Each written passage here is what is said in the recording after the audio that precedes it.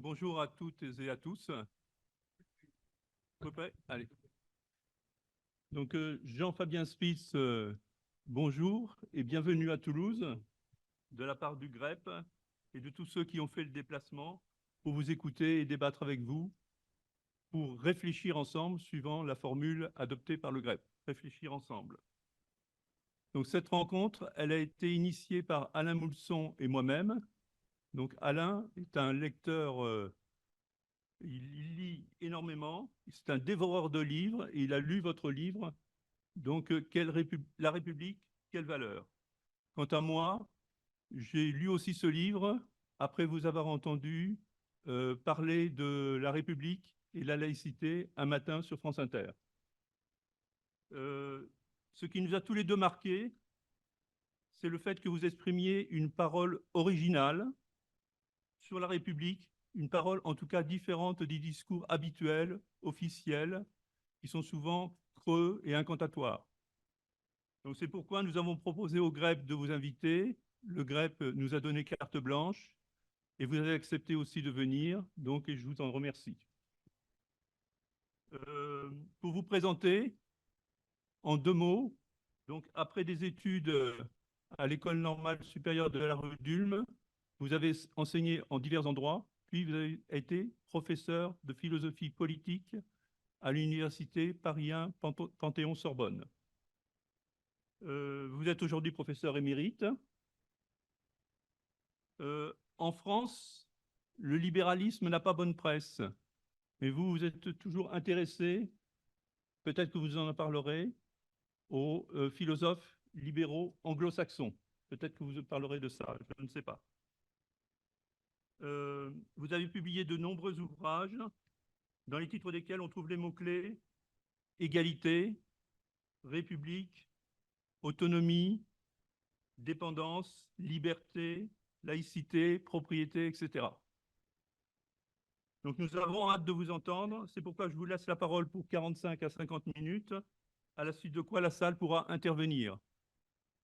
Nous terminerons, je vous dois dire que nous terminerons impérativement à 18h30 pour que nous puissions profiter de l'apéritif offert par le GREP et que vous puissiez aussi signer des exemplaires de votre livre qui est disponible à l'entrée grâce à la librairie Ombre Blanche.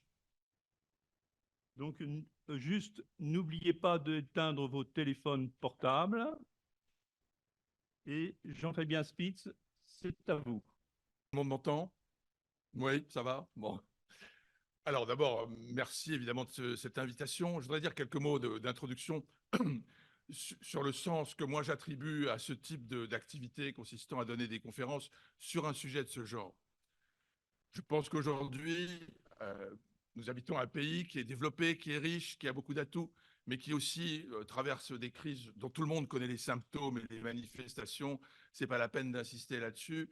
Surtout parce que nous avons l'impression que nos projets collectifs sont en déshérence. C'est-à-dire que nous ne savons pas bien quel type de société nous voulons fonder ou vers lequel nous voudrions aller. Et nous avons largement l'impression que nous nous laissons imposer, malgré nous, à cause de facteurs que nous maîtrisons mal, qui sont quelquefois situés au-delà de nos frontières, nous nous laissons imposer une forme de société qui comporte beaucoup de choses que nous n'aimons pas du tout. Beaucoup d'inégalités, beaucoup d'injustices, beaucoup de racisme, beaucoup surtout de destruction de l'environnement.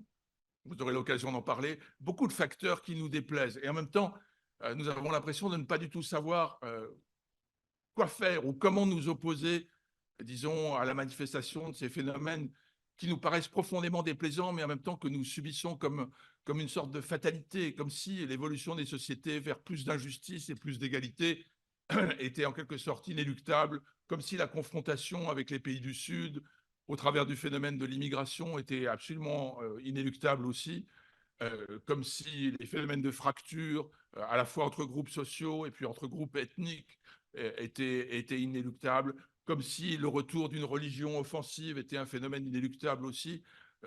Nous laissons imposer ou nous subissons passivement une forme de société que très largement, en tout cas beaucoup d'entre nous, n'aimons pas et dans laquelle nous nous sentons assez profondément mal à l'aise.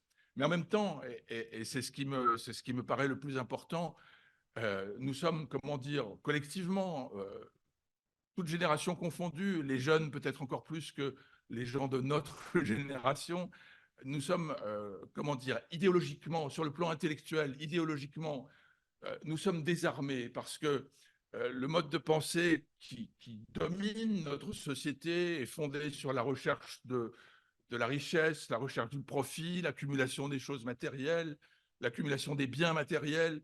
Elle est fondée aussi sur l'exploitation du travail humain de plus en plus, par conséquent aussi, parce que c'est une conséquence logique, sur la fracture de cette société, sur le fait qu'un certain nombre de classes sociales qui, dans le passé, dans un passé récent, après la guerre, ont accédé à un niveau économique relativement favorable, sont en train de se déclasser. C'est un phénomène que beaucoup de gens connaissent. Mais en même temps, nous manquons de moyens intellectuels pour nous orienter, si on veut, pour nous dire quel type de société nous voudrions. Et c'est à partir de là, me semble-t-il, qu'il serait utile peut-être alors de faire une chose qui est finalement assez simple, c'est-à-dire d'essayer de dégager une idée d'une société de type républicain.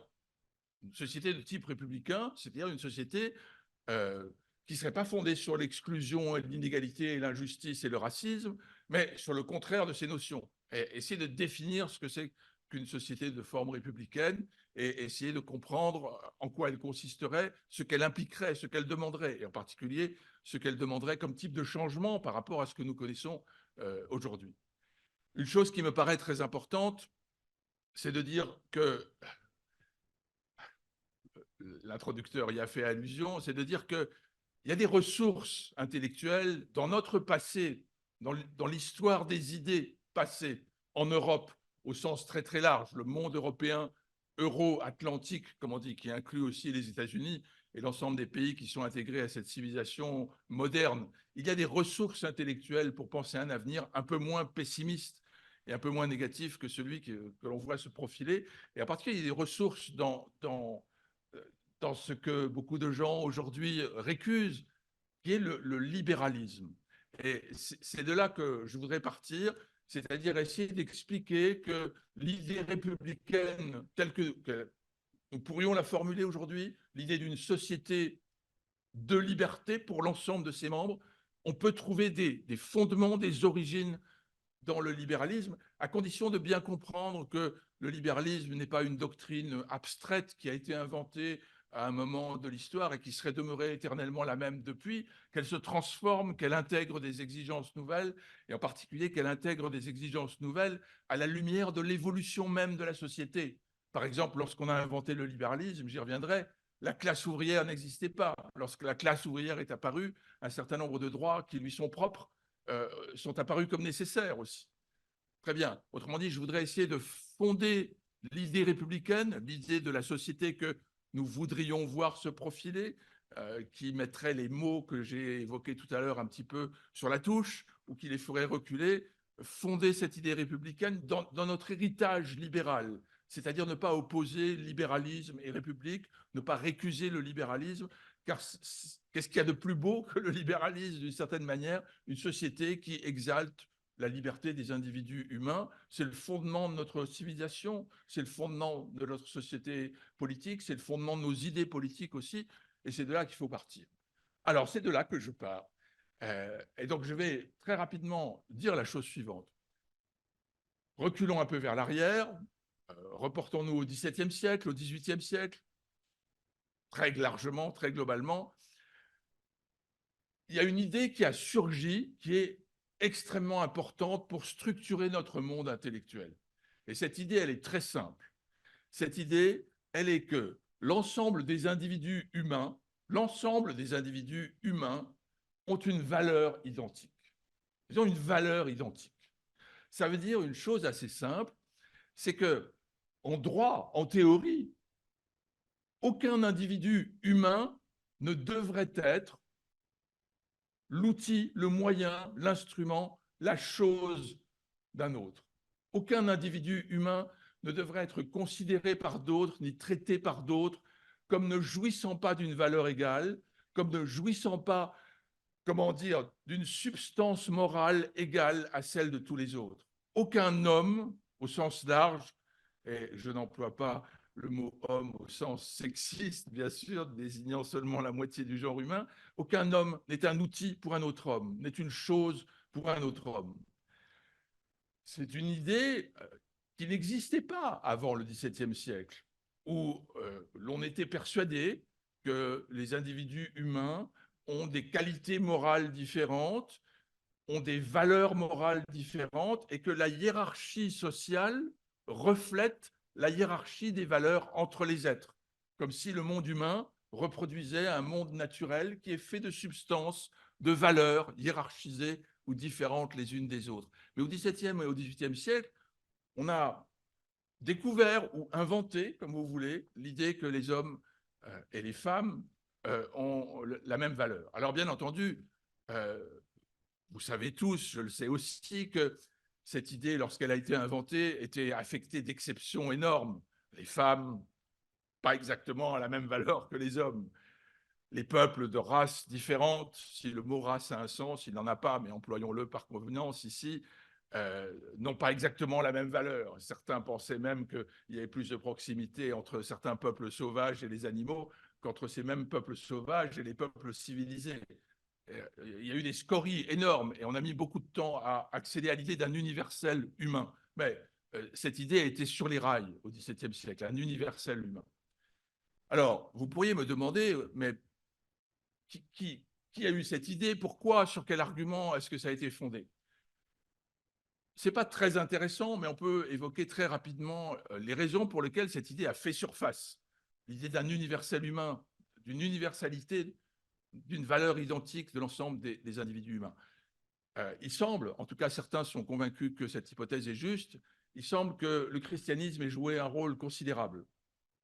C'est-à-dire que l'idée sur laquelle il existe un Dieu unique qui a créé les hommes et qu'il n'y a pas de différence entre les hommes, c'est-à-dire qu'ils sont tous dotés d'une égale valeur, c'est répandu à l'intérieur de la pensée chrétienne. Cette idée, ensuite, elle a des origines chrétiennes, peut-être, sans doute, ou peut-être pas, mais peu importe. Elle a été laïcisée, c'est-à-dire qu'on a accédé à l'idée que les individus sont universellement pourvus de droits identiques les uns aux autres.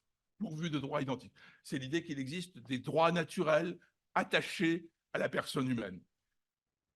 Ça posait deux questions qui étaient l'une et l'autre très, très intéressantes. La première, c'est sur quoi vous vous fondez pour dire une chose pareille? Sur quoi vous vous fondez pour dire que les individus humains sont possesseurs universellement de droits qui sont identiques les uns aux autres? Et une des réponses qui a été donnée, c'est vous voyez bien que dans tout individu humain, il y a une chose qui n'existe pas dans les individus non humains, c'est une puissance de choisir, une liberté, une autonomie de la volonté, comme beaucoup de gens ont dit. Et on a dit que le fait que cette autonomie de la volonté existe, que cette liberté existe, implique qu'elle doit pouvoir s'exercer, donc il faut la respecter. Et pour qu'elle soit respectée, il faut que les individus soient pourvus de droits qui protègent leur liberté de se déplacer, donc de donner une réalité aux choix qu'ils font, leur liberté de penser, leur liberté de s'exprimer, leur liberté d'adopter une profession. Ces droits doivent être garantis pour que la liberté en nous, si on veut, la puissance de choix, ne soit pas lettre morte. Car sans les droits auxquels je suis en train de faire allusion, la liberté comme puissance de choix devient quelque chose que je ne peux pas utiliser. Les droits me sont indispensables. Ces droits, on les a appelés, on les a appelés des droits naturels, car ils appartiennent naturellement à des individus, par nature, essentiellement à des individus qui sont pourvus d'une liberté. Je ne vais pas citer beaucoup de philosophes, mais je vais en citer un ici, c'est Emmanuel Kant, un philosophe allemand, et il a inventé une formule qui, comment dire, illustre bien ce que je viens d'essayer de dire. Et cette formule, ça s'appelle, tout le monde le sait, l'impératif catégorique. Et c'est une formule qui dit, très grossièrement, pas à la lettre, la chose suivante. Lorsque tu agis, dit Kant, lorsque vous agissez, faites en sorte que vous traitiez toujours les autres jamais simplement comme des moyens, mais toujours en même temps comme des fins. Ce qui veut dire ne traitez jamais les gens comme si c'était des choses. Les individus ne sont pas des choses, ils ont des finalités, c'est-à-dire ils ont des buts, ils ont une liberté. Faites attention à ça. Traitez les gens en conformité avec le fait que ce sont des êtres pourvus d'une autonomie et d'une certaine forme de liberté. Donc ça trace un tableau intellectuel. Alors maintenant, il était clair au XVIIe et au XVIIIe siècle que, comment dire, il y avait un divorce, un désaccord qui était criant pour tout le monde, un divorce, un désaccord entre cette idée qui était en train d'émerger avec beaucoup de difficultés hein, que je viens d'évoquer, les femmes sont-elles les égales des hommes, les peuples d'autres pays sont-ils les égaux de ceux que nous constituons nous, et ainsi de suite. Mais cette idée qui était en train d'émerger, on a vu qu'elle était en désaccord considérable avec les institutions à la fois civiles et politiques qui existaient sous l'Ancien Régime, qui existaient au XVIIe siècle. Alors, en désaccord, pourquoi? C'est très simple, parce que comme vous le savez aussi bien que moi, sous l'Ancien Régime, les droits des individus étaient profondément différenciés. Autrement dit, les individus qui vivaient sur un même territoire, en France par exemple, sous l'ancienne monarchie, n'avaient pas tous des droits identiques, non seulement les hommes et les femmes, bien sûr, mais en fonction de leur appartenance à des ordres, des classes sociales juridiquement définies, leurs droits n'étaient pas les mêmes. Par exemple, les droits d'accéder à des fonctions n'étaient pas conférés à tous de manière égale, les grades dans l'armée étaient réservés à l'aristocratie, un certain nombre de fonctions étaient réservées à des gens issus de naissances nobles, issus de naissances soi-disant aristocratiques, à l'exclusion de ceux qui étaient de simples roturiers. Les droits étaient profondément différenciés. Mais outre le fait que les droits étaient profondément différenciés, il existait quelque chose de très important, c'est que, comment dire, les libertés individuelles ne pouvaient pas s'exprimer. Par exemple, se déplacer dans l'espace géographique à l'intérieur d'un territoire était subordonné à un certain nombre de conditions. Montrer un passeport, montrer une pièce d'identité, et ainsi de suite. Les déplacements étaient limités. Certaines personnes étaient sous la dépendance étroite d'un maître qui les empêchait de se développer, de se déplacer, pardon. D'autres, et c'est bien connu, à l'intérieur de corporations professionnelles, ne pouvaient pas exercer le métier de leur choix. Les métiers étaient fermés par des corporations qui interdisaient à toute personne étrangère d'y pénétrer, sauf à acquitter des sommes considérables, sauf à être adoubé par des gens qui étaient déjà membres de ces corporations. Autrement dit, à la fois sur le plan géographique, sur le plan professionnel, sur le plan des droits, sur le plan de la liberté de conscience, bien sûr, il n'existait pas de liberté, c'est-à-dire de possibilité pour les individus d'exprimer justement l'autonomie qui était en eux. Vous savez bien que sous l'Ancien Régime, les persécutions religieuses ont été, jusqu'à la fin de l'Ancien Régime, des choses très actuelles, que des gens ont été roués, hein, un supplice horrible, pour avoir prononcé des paroles soi-disant hérétiques, que d'autres ont été roués pour ne pas s'être découverts au passage d'une procession religieuse. Nous connaissons tout ça, c'est le chevalier de la barre, n'est-ce pas, qui a été défendu par Voltaire. Autrement dit, ces libertés fondamentales n'existaient pas. Alors, il était clair que un certain nombre de gens, ce sont ce qu'on appelle des révolutions euro-atlantiques aux États-Unis, en France, puis dans l'ensemble de l'Europe, mais en France, ça a été un événement majeur, se sont dit il faut mettre les institutions en accord avec l'idéal que nous avons formulé sur l'égalité de valeur de l'ensemble des individus. Et on a dit comment faire pour mettre les institutions en accord avec cet idéal que nous avons formulé qui porte sur le fait que les hommes et les femmes auraient une valeur morale égale. Il faut faire trois choses. Il faut homogénéiser les droits, c'est vital. Il faut que tous les individus disposent des mêmes droits. C'est la Déclaration des droits de l'homme et du citoyen. Que tous les individus disposent de droits identiques. On met fin à un type d'existence sociale dans lequel les droits des uns ne sont pas les mêmes que les droits des autres. C'est la première chose qu'il convenait de faire. La deuxième chose qu'il convenait de faire, parce que là aussi il y avait un divorce énorme entre l'idée de liberté individuelle inscrite dans chaque être humain et puis la réalité institutionnelle, la deuxième chose qu'il convient de faire, c'est de dire, mais le pouvoir politique ne peut pas émaner du ciel ou de Dieu ou du sang ou de la naissance. Il doit émaner du consentement des citoyens. C'est-à-dire, vous ne pouvez harmoniser ou accorder l'une avec l'autre la liberté des individus et l'exercice du pouvoir qu'à condition au minimum que ce pouvoir soit consenti par ceux sur lesquels il s'exerce, ce qui n'était pas le cas dans l'ancienne monarchie. C'est la deuxième chose qu'il fallait faire. Et la troisième chose qu'il fallait faire, et là je vais peut-être vous surprendre, mais il faut la dire néanmoins, c'est qu'il fallait créer un marché, c'est-à-dire un espace économique dans lequel les personnes et les biens circulent sans entrave. Un marché économique dans lequel les biens et les personnes circulent sans entrave. Pas de droit de douane à l'intérieur du territoire, pas d'interdiction professionnelle, pas de profession fermée, pas d'obstacle à l'entreprise industrielle, commerciale, agricole ou autre. L'activité économique devient libre. Je vais revenir un tout petit peu là-dessus.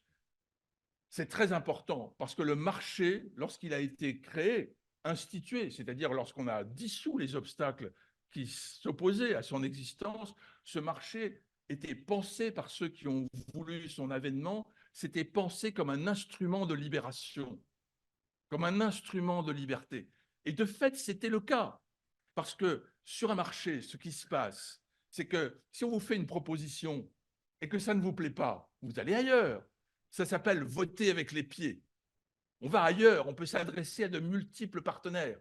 Vous n'êtes plus obligé de vous adresser au maître de la corporation pour obtenir un emploi. Vous pouvez l'obtenir de n'importe qui. Vous n'êtes plus obligé de vous adresser au titulaire d'un monopole qui fabrique un produit pour l'obtenir. La fabrication est libre, il n'y a plus de monopole. Et donc le marché est un formidable instrument de libération. Et on pourrait l'exprimer en disant la chose suivante. Le marché, c'est comme si on essaie de vous taper dessus, oui, mais il n'y a pas d'enclume. Vous pouvez vous échapper à tout instant. C'est-à-dire que vous n'êtes pas retenu sous le marteau qui cherche à vous atteindre. Et donc le marché est un puissant instrument de libération individuelle. Et c'est comme ça qu'il a été conçu. Et un marché authentique, un marché qui serait authentique, c'est-à-dire un marché sans monopole, un marché sans puissance économique concentrée, serait un puissant instrument de libération. C'est important de le noter, hein, parce que le marché n'est pas l'ennemi de la liberté, c'en est l'instrument. Alors, une fois qu'on a dit ça, je pense que ça dégage, disons, les prémices de ce que j'appellerais l'idée républicaine. L'idée républicaine. L'idée républicaine, c'est la conséquence des deux phénomènes que je viens d'évoquer, c'est-à-dire l'idée centrale d'égalité de valeur de l'ensemble des individus et la création d'un ensemble d'institutions qui permettent à cette liberté, comment dire, de se manifester réellement, c'est-à-dire de ne pas rester à l'intérieur de chaque individu, mais de devenir une réalité sous la forme d'une liberté d'entreprendre, d'une liberté de conscience, d'une liberté de circulation, d'une liberté d'adopter telle ou telle profession. Et donc l'idée républicaine, c'est l'alliance entre l'idée de l'égalité de valeur et des institutions qui permettent effectivement l'exercice de cette liberté sous les multiples formes concrètes que je viens d'évoquer. Et si on faisait ça, c'est ce que les créateurs de la Déclaration des droits de l'homme et du citoyen ont dit au début de la Révolution française et à l'occasion de la Révolution américaine, si on fait ça, on crée une république. Alors, c'est quoi une république? Alors, étymologiquement, c'est la chose de tous, c'est-à-dire c'est un régime qui favorise également l'ensemble ou qui donne des facultés d'expression égales à l'ensemble de ceux qui lui sont assujettis. C'est la chose de tous en ce sens, qui donne des facultés égales par l'intermédiaire de l'égalité des droits et par l'intermédiaire du marché et par l'intermédiaire de la citoyenneté. Là aussi, hein, la citoyenneté, elle a été extrêmement réduite. Il a fallu attendre 1946 en France, tout le monde le sait, pour que les femmes soient électrices. Et même au début de la Révolution, le suffrage demeurait censitaire, c'est-à-dire il fallait acquitter une certaine somme fiscale pour être électeur, mais l'idée était que néanmoins le pouvoir devait être consenti. Ensuite, l'idée s'est élargie, bien entendu, jusqu'à inclure l'ensemble des couches de la population. Et ce mouvement ne s'est terminé que très tard, puisque 1946 en est le terme. Je voudrais ajouter un terme à l'idée de république, chose de tous. Ça veut dire que c'est un type de régime qui poursuit ce que moi j'appelle l'intérêt public. Alors souvent, on dit, mais l'intérêt public, c'est une notion absolument fumeuse. Qu'est-ce que c'est l'intérêt public? Mais quand on s'exprime avec les instruments que j'ai essayé de proposer, on comprend très bien ce que ça veut dire. L'intérêt public, ça veut dire que ce qui est visé par le régime politique et civil, c'est un bien qui est commun à l'ensemble des citoyens. Et ce bien qui est commun à l'ensemble des citoyens, c'est la liberté individuelle. C'est la liberté individuelle de se déplacer, de penser, de s'exprimer, de choisir sa profession, d'entreprendre telle ou telle activité économique, et ainsi de suite. Autrement dit, un régime qui vise également à libérer les individus les uns et les autres, c'est un régime qui vise l'intérêt public, et c'est la liberté commune qui définit cet intérêt public, la liberté de tous, sans différence. On est bien d'accord. Et à ce moment-là, on aurait un état de forme, disons, républicaine. Je vous cite la définition de Rousseau, parce que, après tout, c'est quelqu'un qui mérite qu'on le cite. Voici ce qu'il dit. « J'appelle donc république tout État régi par des lois, sous quelque forme d'administration que ce puisse être, car alors seulement l'intérêt public gouverne et la chose publique est quelque chose. Tout gouvernement légitime est républicain. » Je retiens deux formules ou deux phrases, si vous voulez. Un régime régi par des lois. Régi par des lois. C'est-à-dire qu'une république, c'est un type de société dans lequel il existe une loi qui est identique pour l'ensemble des citoyens et qui confère à l'ensemble des citoyens des droits identiques. Tout régime qui n'est pas régi par des lois est non républicain. Et la deuxième chose que Rousseau dit, car alors seulement l'intérêt public gouverne et la chose publique est quelque chose. Alors, l'intérêt public gouverne, oui, ça signifie que la liberté distributivement conçue, c'est-à-dire conçue pour chaque individu pris à part, de la même manière, la liberté est ce que le régime politique poursuit, la liberté commune, la liberté de l'ensemble des citoyens. Et lorsque c'est le cas, la chose publique est quelque chose, comme dit Rousseau. La chose publique est réelle. Très bien. Alors, il y a un point qui, dès le départ, si on veut, lorsque cet ensemble a surgi, constitué à la fois d'une idée sur l'égalité de valeur de l'ensemble des individus et sur un ensemble d'institutions qui permettraient à cette égalité de valeur de devenir réalité, il y a une idée qui est apparue comme, comment dire, comme concentrant des difficultés, c'est-à-dire comme faisant problème. Tout le monde sait que dans la Déclaration des droits de l'homme, je vais essayer de citer l'article, excusez-moi, si j'arrive. Non, j'en ai pas besoin, je l'ai ici. Il existe un article, c'est l'article 17, qui dit ceci. La propriété est un droit inviolable et sacré. Nul ne peut en être privé, si ce n'est lorsque la nécessité publique, légalement constatée, l'exige évidemment, et sous la condition d'une juste et préalable indemnité. Alors, dans l'esprit de ceux qui ont inscrit cet article dans la Déclaration des droits de l'homme et du citoyen, la chose était claire. La propriété, c'est la condition de l'indépendance individuelle. C'est la condition de la liberté. La capacité de l'acquérir, la capacité de la détenir exprime la liberté, puis la matérialise. Lorsque je suis possesseur d'une maison, je suis chez moi et d'une certaine façon inatteignable. Lorsque je suis propriétaire d'un champ, d'une entreprise, elle me nourrit, elle constitue mon autonomie et mon indépendance, et j'acquiers une liberté réelle. Donc la propriété était conçue comme la condition de l'indépendance. Mais il y a un moment, immédiatement, où on s'est rendu compte de la chose suivante, c'est que ça pose un petit problème. C'est que la propriété n'est pas un droit susceptible d'être détenu également par tout le monde. C'est un droit égal au sens où tout le monde a le droit de l'acquérir, ça d'accord, personne ne vous empêchera d'acheter quoi que ce soit, mais il y a des types de biens qui sont atteints par un phénomène assez étrange, c'est la rareté. La terre, par exemple. La terre est rare, elle est essentiellement rare. Ce n'est pas une marchandise qu'on peut multiplier, dont on peut produire des exemplaires à volonté est nouveau, on ne peut pas. C'est un bien qui est intrinsèquement rare. Et lorsque ce bien est approprié par certains, ça a une conséquence assez étonnante, c'est qu'il ne peut plus être approprié par les autres. Donc c'est un droit égal, au sens où tout le monde a le droit d'acquérir de la propriété, mais c'est un droit essentiellement inégal. Essentiellement inégal. C'est-à-dire qui est tel qu'il ne peut pas être possédé par tout le monde.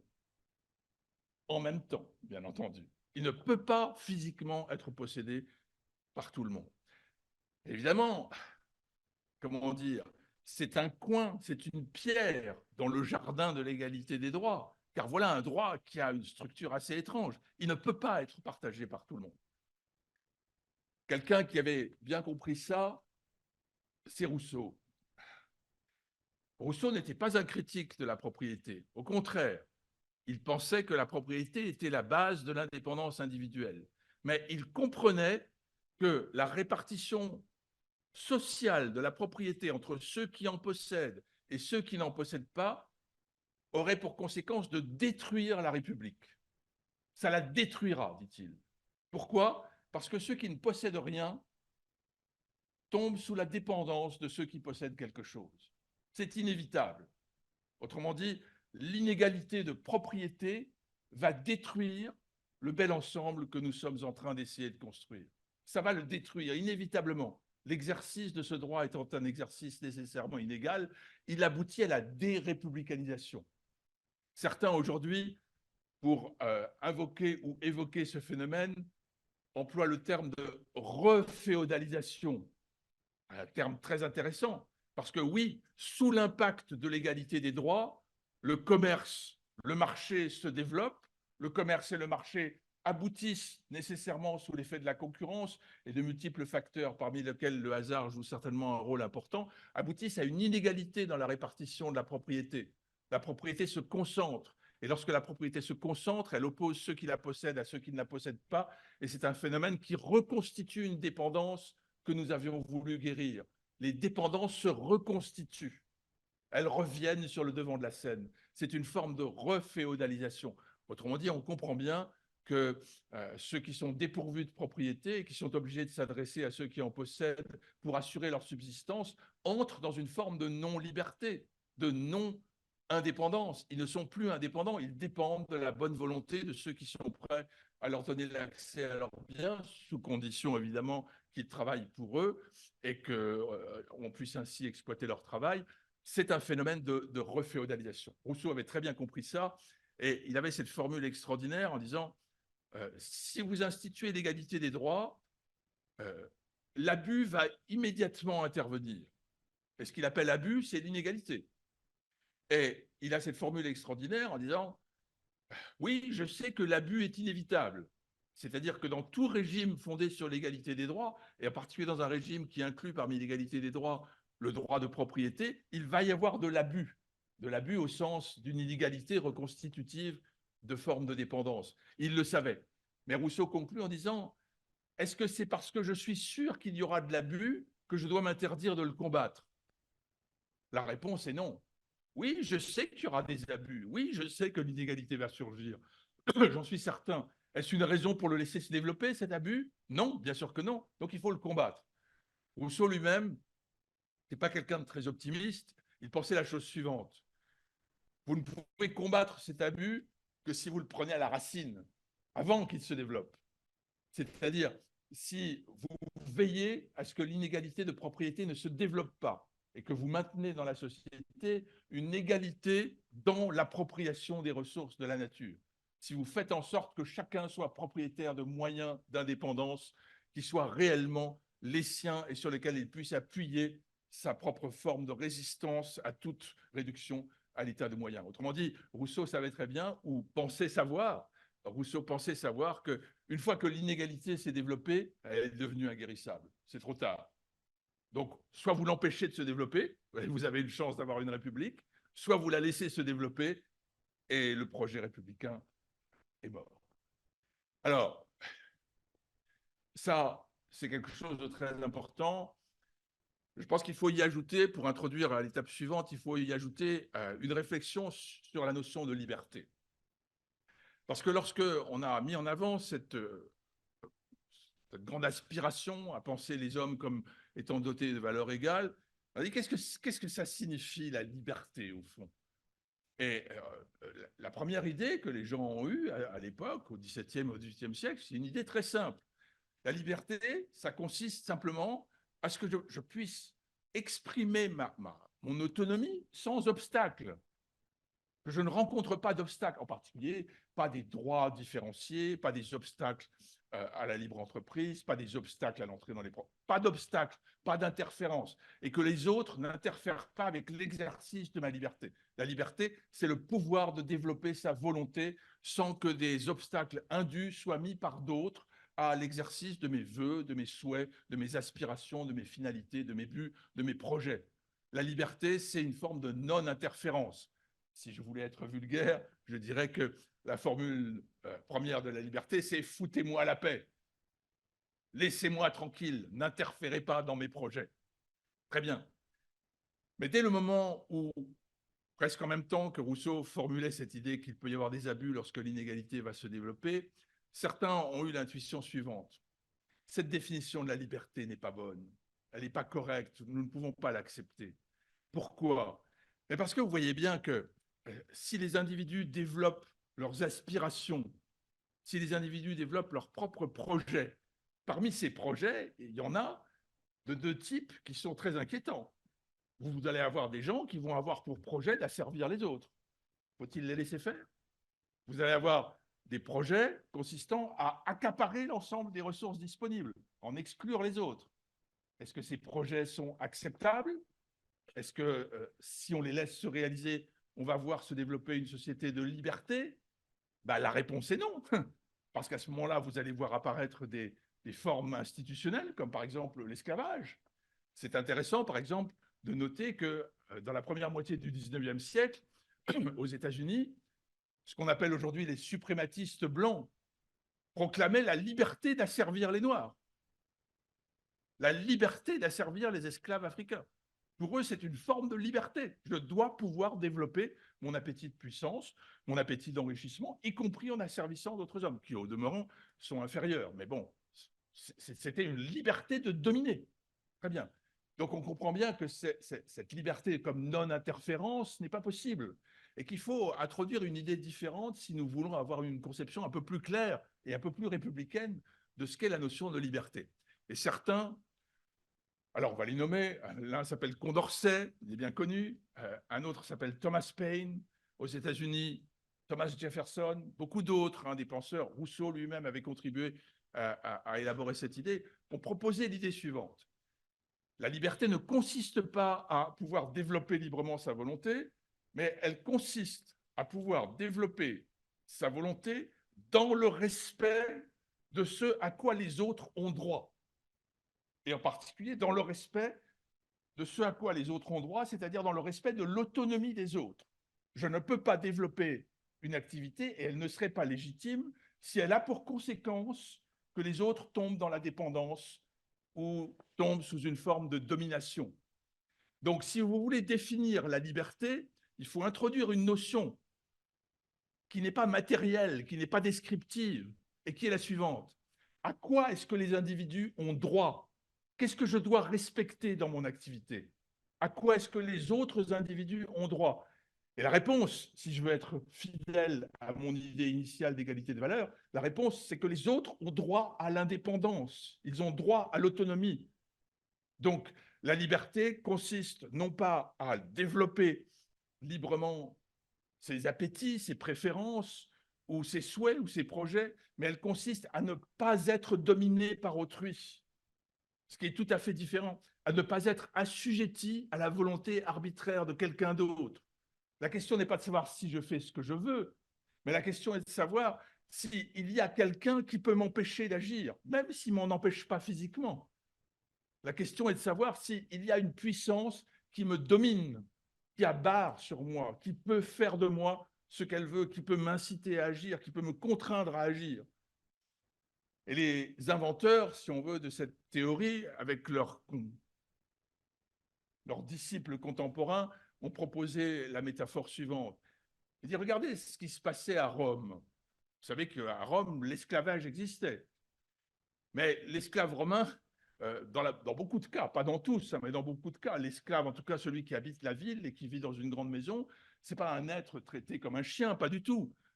C'est souvent un être qui a une fonction à l'intérieur de la maison, de l'entreprise. Par exemple, il est intendant, il s'occupe des achats. C'est un serviteur. La seule différence, c'est qu'il n'est pas payé. C'est un employé. La seule différence, c'est qu'il a la propriété de son maître. Mais souvent, il dispose d'une, entre guillemets, liberté énorme. C'est-à-dire, il n'est pas du tout enchaîné, il n'est pas battu, il vit bien, il est bien habillé, il peut éventuellement avoir une famille, il peut d'ailleurs éventuellement travailler à l'extérieur et se faire un petit pécule grâce auquel il va ensuite se racheter. Donc c'est un être qui est, comment dire, il a une certaine liberté d'action, il fait ce qu'il veut. Mais le problème, c'est que au-dessus de lui, il y a un maître qui un jour peut dire « J'en ai marre de te voir, je vais te vendre à quelqu'un d'autre. » Ou bien « Je vais t'emprisonner, je peux faire de toi ce que je veux. » Autrement dit, la liberté comme non-interférence, comment dire, n'épargne pas la domination. Vous pouvez être libre d'agir d'une certaine manière, mais néanmoins être dominé. Et l'important, c'est de ne pas être dominé. L'important, c'est de ne pas être sous la coupe de quelqu'un. C'est d'ailleurs pour ça qu'on veut un pouvoir politique qui est consenti, qu'on peut répudier à l'occasion, qui ne peut pas nous gouverner de façon arbitraire, parce que sinon on le renvoie. D'accord? Donc, a émergé l'idée que la liberté n'est pas une forme de non-interférence, mais une forme de non-domination, échappée à la volonté arbitraire d'autrui. C'est une notion très difficile à définir de façon exacte parce que le mot arbitraire est assez compliqué à comprendre. Qu'est-ce que c'est qu'une volonté arbitraire et qu'est-ce que c'est qu'une volonté non arbitraire? Qu'est-ce que c'est qu'un pouvoir non arbitraire? Aujourd'hui, les républicains contemporains disent qu'un pouvoir non arbitraire, c'est un pouvoir que celui qui y est assujetti a la capacité de contester. C'est peut-être pas suffisant, mais ça repousse l'arbitraire. Et un pouvoir non arbitraire, c'est un pouvoir qui ne peut pas agir autrement que par l'intermédiaire de règles de droit qui sont annoncées à l'avance. Ça contient la volonté arbitraire, ça épargne la domination. Pas totalement, mais ça l'épargne, ça la repousse. Très bien. Donc, cette idée d'une liberté nouvelle a émergé. Et alors, ce qui est important, c'est qu'à la suite de gens comme Paine ou comme Condorcet, que je citais tout à l'heure, j'ai plus beaucoup de temps, euh, on a compris une chose assez claire. C'est que si vous voulez former une société d'individus qui sont libres au sens qui vient d'émerger, c'est-à-dire qui échappent à la domination, si vous voulez faire ça, alors vous ne pouvez pas vous contenter de leur conférer des droits identiques, parce qu'on vient de le voir avec Rousseau, les droits identiques vont aboutir à de nouvelles formes de dépendance. Donc il faut d'autres moyens, des moyens alternatifs. Il faut d'autres moyens pour garantir l'indépendance de l'ensemble des individus, garantir la non-domination de l'ensemble des individus dans une société républicaine.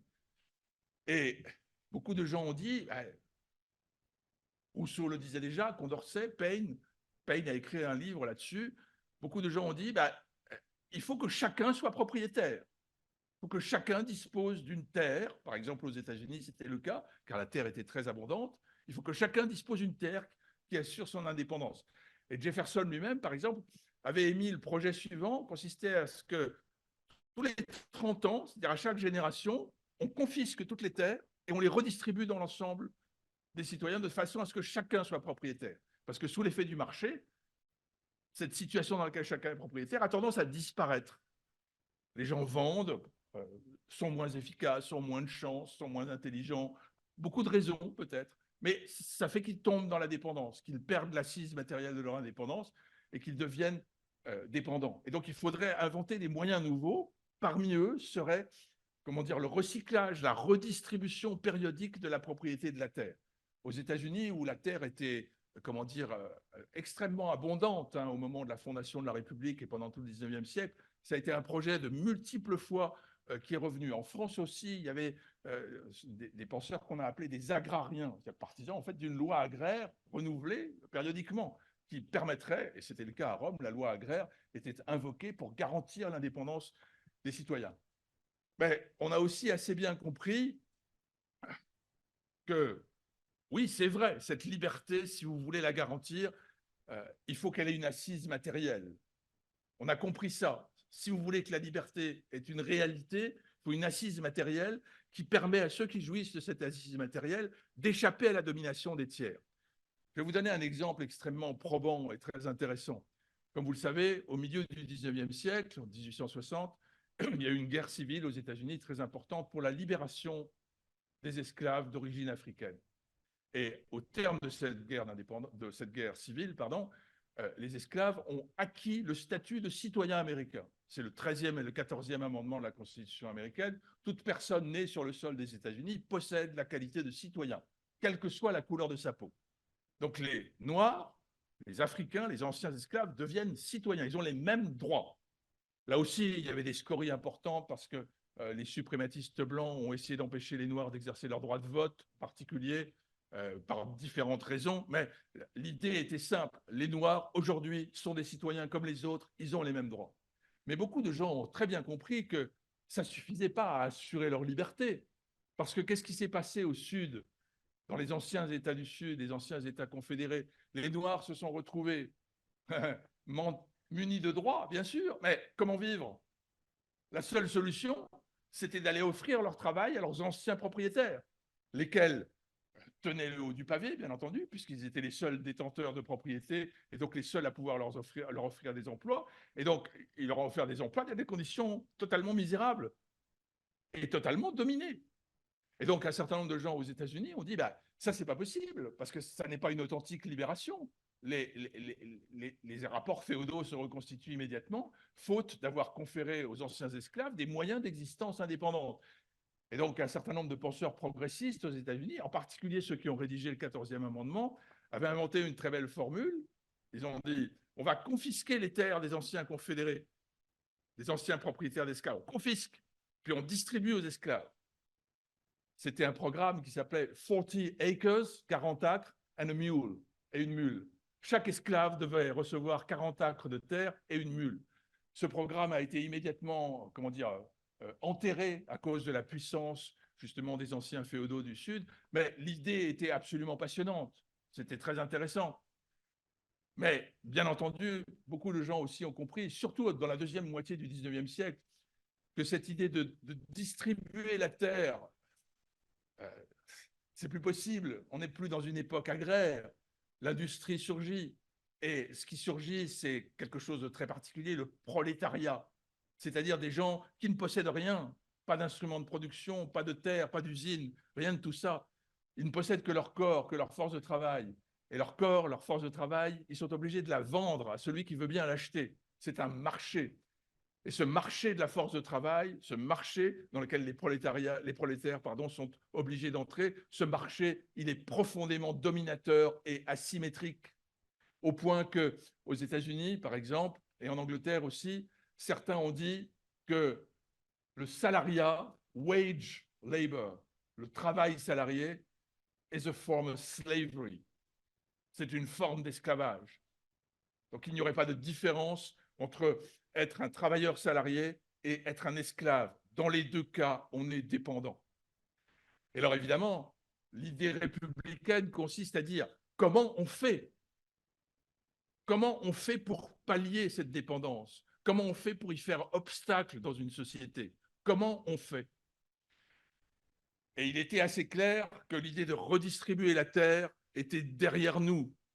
En 1860, ça n'était plus possible. D'abord, il n'y avait plus de terre disponible. Si on se place aux États-Unis, vous savez que la frontière a été atteinte, c'est-à-dire que l'appropriation des terres vierges était terminée. L'océan Pacifique était atteint. Il n'y avait plus de terres à approprier, plus de terres à distribuer. L'idée de faire de tous les citoyens américains, comme Jefferson le voulait, une nation de propriétaires, c'était fini. C'était plus possible. Alors, quelle était la solution? Quelle est la solution républicaine? Qu'est-ce que la République exige lorsque deux conditions sont sur la table? Un, il existe des phénomènes de reféodalisation. Et deux, l'indépendance par l'appropriation autonome de la terre n'est plus possible. Qu'est-ce qu'il faut faire lorsqu'on est dans cette situation-là? Qu'est-ce qu'il faut faire lorsque le prolétariat est apparu et lorsque le prolétariat ça constitue une masse de gens qui sont exposés à la dépendance.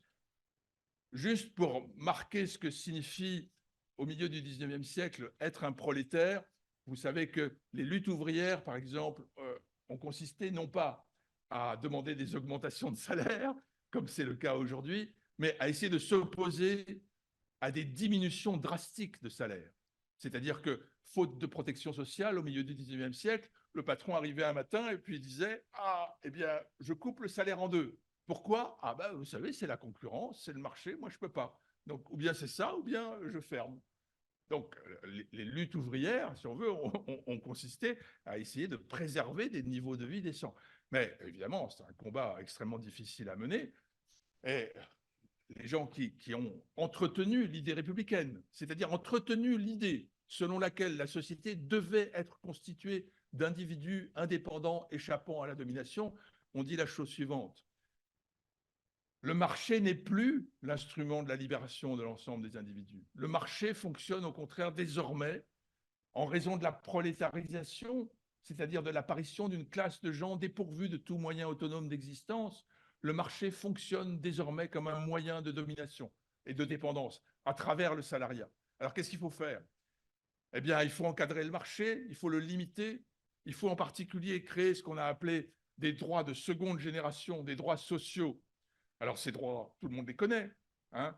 C'est en particulier le droit de se syndiquer à l'intérieur d'une entreprise, car lorsque les employés, les salariés se groupent et négocient collectivement leurs conditions d'existence, les conditions qu'ils peuvent obtenir de la part de leur employeur sont meilleures que s'ils sont condamnés à négocier individuellement leurs conditions de travail. Comme vous le savez aussi, le fait de se syndiquer pendant longtemps, aussi bien en France qu'aux États-Unis, a été un délit de coalition, soi-disant quelque chose d'antinomique avec l'individualisme de principe de notre société. Vous n'avez pas le droit de vous grouper pour faire pression sur quelqu'un d'autre, par exemple un employeur. Mais on a quand même rapidement compris que la différence de puissance entre l'employeur et ses salariés était telle que le groupement des salariés pour négocier leurs conditions de travail et leur salaire était absolument indispensable. Ce n'est que l'un des droits qui sont apparus dans la seconde moitié du 19e siècle et qui a mis beaucoup de temps à entrer dans la législation dans les États occidentaux, aussi bien en Amérique qu'en Europe. D'autres droits sont importants, outre le droit de se syndiquer, de négocier collectivement les conditions de travail et d'existence, la limitation des heures de travail. Là aussi, il a fallu batailler contre l'idée que imposer aux employeurs de ne pas employer des gens plus de 8, 10, 14 heures par jour, c'était une entrave à leur liberté. Non, c'est la condition de la non-domination des salariés. Et il a fallu beaucoup de temps pour faire passer cette idée, qu'une mesure qui limite le temps de travail n'est pas une mesure qui revient à l'ancien régime, ce n'est pas une entrave indue, ce n'est pas une entrave à l'égalité de la liberté, au contraire, c'est la condition de l'égalité des libertés. De même que la limitation des heures de travail, le salaire minimum est apparu comme quelque chose d'absolument indispensable. Et là aussi, les employeurs ont poussé les hauts cris. Ils disent, mais qu'est-ce que vous faites? Vous êtes en train de nous imposer quelque chose? C'est un obstacle à notre liberté de payer les salariés ce que nous voulons. S'ils l'acceptent, eh bien, ils seront payés ce que nous proposons. S'ils n'acceptent pas, qu'ils aillent voir ailleurs. Et l'État a dit, non, ça, c'est pas possible parce que c'est un fonctionnement du marché ou de la libre entreprise ou de la libre contractualité qui va aboutir à des formes de reféodalisation, de dépendance. Et là aussi, il a fallu batailler très très longtemps pour aboutir à l'idée de salaire minimum. Et il y a beaucoup de pays encore aujourd'hui où le salaire minimum n'existe pas. Aux États-Unis, il est fixé à un taux tel qu'il est assez ridicule. Mais cette notion de salaire minimum, plancher, en dessous duquel vous ne pouvez pas descendre, s'est imposé. Une chose assez amusante à rappeler, c'est que aux États-Unis, la notion de salaire minimum a d'abord été acceptée pour les femmes. Et vous savez pourquoi? Parce qu'on a dit, ah oui, mais si vous versez des salaires qui sont inférieurs au niveau de subsistance, les femmes se prostituent. Si vous voulez éviter la prostitution, instituez le salaire minimum. Oui, la prostitution étant une image de la dégradation de ceux qui ne sont pas payés d'une manière telle qu'ils peuvent entretenir leur existence dans des conditions décentes. Et ça a permis de faire progresser l'idée de salaire minimum.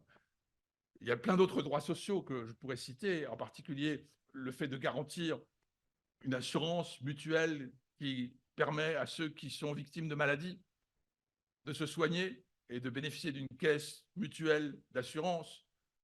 Des retraites, bien entendu, les lois sur les retraites ont commencé à être votées à la fin du 19e siècle, puis ont progressé. Ce sont des outils sociaux, des droits qui permettent de garantir à ceux qui n'ont pas de propriété une certaine forme d'indépendance et une certaine forme de non-domination. Bien entendu, ce sont des droits très, très importants qui sont tels que il faut les inscrire, comment dire, dans la législation pérenne d'un État pour qu'ils ne soient jamais menacés et que justement ceux qui en bénéficient et qui peuvent asseoir leur indépendance grâce à ces droits sociaux puissent être certains d'en avoir l'avantage, d'en avoir le bénéfice.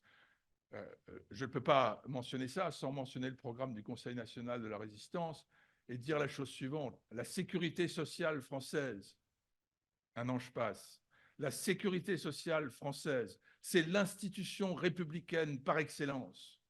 C'est l'institution républicaine par excellence. C'est-à-dire, c'est l'institution qui, dans une société inégale, assure à tout un chacun, quels que soient ses revenus, la garantie de pouvoir se faire soigner dans des conditions identiques. Autrement dit, c'est un principe qui dit que chacun contribue selon ses moyens et sera soigné selon ses besoins.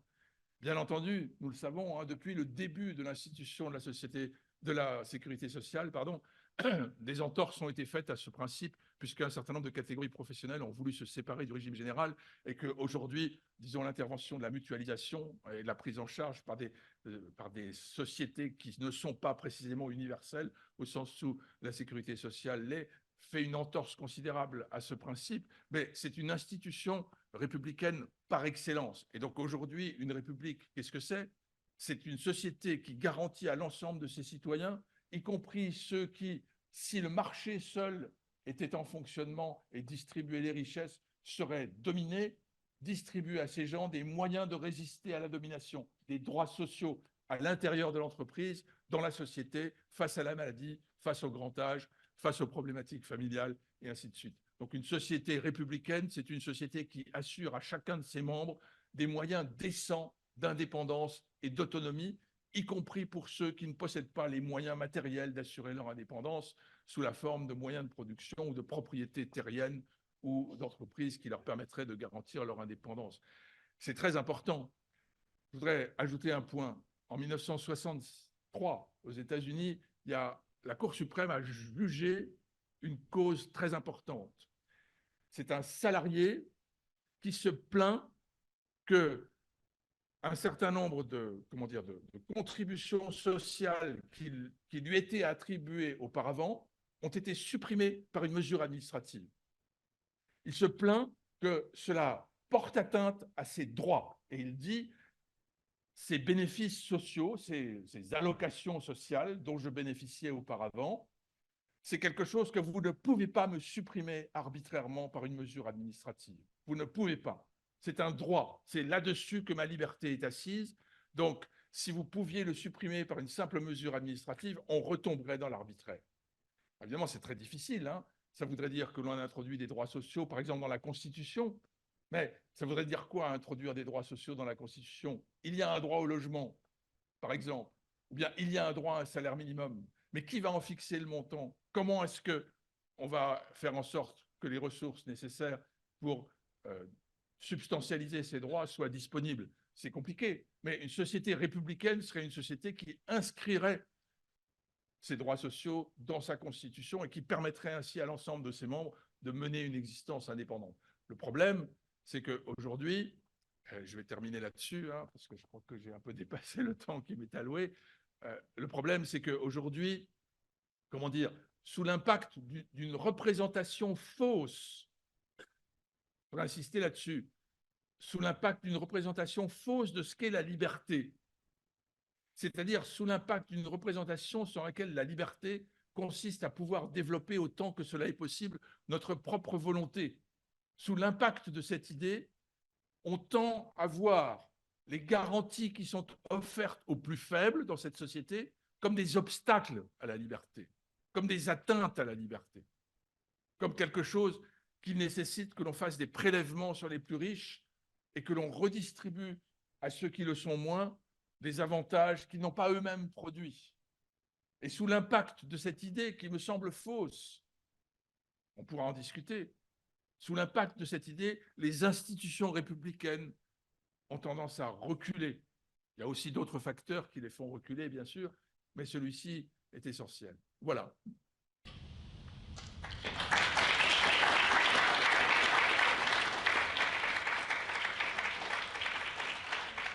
Merci, Monsieur Spitz. Donc, vous avez émis la troisième condition concernant le marché, en indiquant que le marché n'est pas l'ennemi de la liberté, c'est sa condition.